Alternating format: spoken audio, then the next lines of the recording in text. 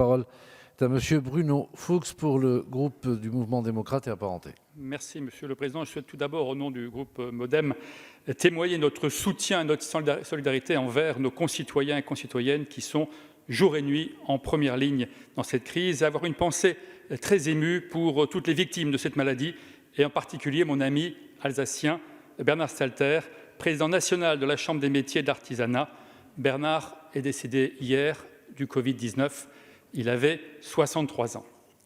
Monsieur le Premier ministre, je souhaite vous lire là la question de notre président, Patrick Mignola. Le 22 mars dernier, nous votions un plan d'envergure pour permettre à l'économie, à la justice, à la solidarité de notre pays de faire face à la crise sanitaire que nous affrontons. Ces premières mesures ont déjà porté leurs fruits. Aujourd'hui, les salariés empêchés de travailler sont au chômage partiel et nous pourrons retrouver leur emploi après la crise. Les indépendants disposent d'une ressource d'urgence. Les entreprises ont les moyens de faire face à leurs difficultés de trésorerie. Évidemment, les dispositifs mis en place doivent encore être améliorés et beaucoup reste à faire pour s'adapter à de multiples situations particulières qui soient accessibles à toutes et à tous. Beaucoup reste à faire, par exemple, pour que les banques et les assurances jouent mieux le jeu, pour que les fonds de solidarité soient renforcés, pour que les prêts garantis d'État soient mis en œuvre, quelle que soit la situation des entreprises. Hier, le Président de la République nous a invités à compléter ce premier arsenal pour que tout le monde, quelle que soit sa situation, puisse bénéficier du soutien le plus efficace. Personne ne sera oublié, c'est le message fondamental pour nos compatriotes. Pour ces raisons, notre groupe accompagnera le gouvernement dans le renforcement et l'application de ces mesures, parce que c'est aussi le rôle de la représentation nationale sur la base du vécu et du ressenti des députés, quel que soit leur banc. Conformément aux annonces du Président de la République, nous avons 2 semaines pour concevoir le plan de sortie de l'après-11 mai. Mais avant le 11 mai, il y a d'abord les jours qui viennent. Monsieur le Premier ministre, ma question sera double. Comment comptez-vous mettre en œuvre les annonces de solidarité proposées hier, et en particulier toutes celles concernant les familles les plus modestes? Et par quels moyens pensez-vous pouvoir rendre encore plus efficaces tous les outils mis en œuvre par les ministre. Mes chers collègues, faites attention, parce que ce n'est pas parce que nous sommes moins nombreux qu'il faut que tout le monde fasse systématiquement plus long. Il y a un petit dérapage. Je le prends aussi pour moi, Monsieur le Président de l'Assemblée nationale. Monsieur le Président, Mesdames et Messieurs les députés, Monsieur le député, vous évoquez le soutien nécessaire de la nation à ceux de ces acteurs qui sont le plus impactés par la crise. La vérité vraie, c'est que quasiment tout le monde est impacté par la crise. Tout le monde est impacté par l'impact du confinement, tout le monde est touché, j'allais dire, par la peine, l'angoisse, le deuil parfois, lié à ce confinement sanitaire. Mais chacun sent bien que l'impact économique de ce confinement, que l'impact économique du choc redoutable sur la demande mondiale, sur la demande française qui va suivre ce confinement, va être ressenti par nos concitoyens, par les entreprises, par les salariés de ces entreprises, par les professions indépendantes, par les artisans, par les professions libérales, bref, par tout le monde, par les artistes, par ceux qui contribuent au monde du spectacle vivant, que sais-je encore, par tout le monde. L'objectif initial du gouvernement, à côté de ce que vous avez indiqué, ça a été de faire en sorte que pendant la période du confinement, nous soyons en mesure de permettre au maximum d'acteurs économiques de survivre à ce confinement sanitaire.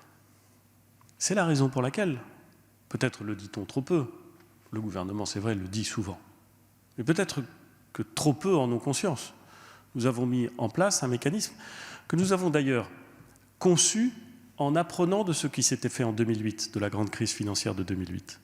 Nous avons conçu un mécanisme d'activité partielle, d'indemnisation du chômage partiel, qui est le plus généreux, c'est un fait, en Europe, parce que nous avons appris en 2008, et la situation était redoutablement compliquée en 2008 aussi, d'une certaine façon, qu'il fallait faire en sorte, non pas de rembourser le moment venu les entreprises des avances qu'elles devaient consentir pendant la crise, pour aller vite, mais bien leur permettre de passer au mieux la crise pour conserver leurs compétences et pouvoir repartir ensuite. Au fond, en 2008, les Allemands avaient, mieux que nous, su préserver cette capacité productive, grâce à un mécanisme plus généreux que le nôtre. Nous avons voulu, cette année, si j'ose dire, à l'occasion de cette crise sanitaire, nous prémunir contre cet inconvénient et créer ce système qui est effectivement le plus généreux généreux pour les entreprises, c'est vrai, mais généreux pour les salariés, puisque la rémunération nette du salarié reste, c'est vrai, elle subit un impact, mais reste à un niveau assez largement supérieur à ce qui prévaut en Allemagne notamment. À côté de ce chômage partiel, le fonds de solidarité qui rencontre, c'est vrai, un très grand succès. Est-ce qu'il est parfait? Non. Est-ce qu'il permet à toute entreprise qui en bénéficie de se dire il n'y a plus de problème? Non, bien sûr. Mais il existe. Il est incroyablement sollicité et il permet, c'est vrai, à un certain nombre d'entreprises d'avoir une bouffée d'oxygène qui leur permet de tenir pendant la durée du confinement. Ces mesures vont être encore approfondies. Et ce sera l'objet du projet de loi de finances rectificative qui sera présenté demain au Conseil des ministres et qui sera débattu vendredi à l'Assemblée nationale, que de permettre un abondement de crédit, un dispositif encore supérieur avec une amélioration d'un certain nombre de dispositifs. Je pense par exemple à l'abondement de crédit du Fonds de développement économique et social qui va permettre de venir aider un certain nombre d'entreprises qui, sans quoi, se retrouvaient dans des situations pénibles. Donc pour les entreprises, l'impact est maximal, la volonté de les préserver est totale. Le président de la République hier a indiqué que pour nos concitoyens, et singulièrement pour nos concitoyens les plus démunis ou les plus fragiles, ceux qui se trouvent en fin de droit, ceux qui sont bénéficiaires du RSA, les familles dont les membres actifs se trouvent avec très peu de moyens et avec plusieurs enfants, tout cela doivent également être accompagnés dans l'impact que représente pour eux le confinement.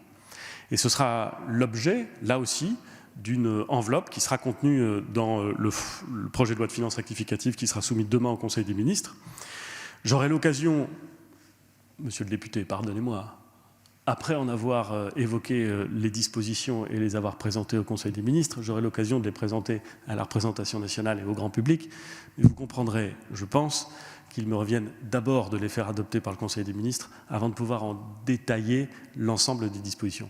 Je veux simplement vous indiquer que nous sommes parfaitement conscients de la nécessité, que le président de la République a demandé un versement sans délai, que notre objectif c'est de faire en sorte que les familles et les individus les plus fragiles puissent bénéficier de cette aide à l'horizon du mois de mai, de la milieu du mois de mai, donc de faire en sorte que cela puisse se passer vite et bien.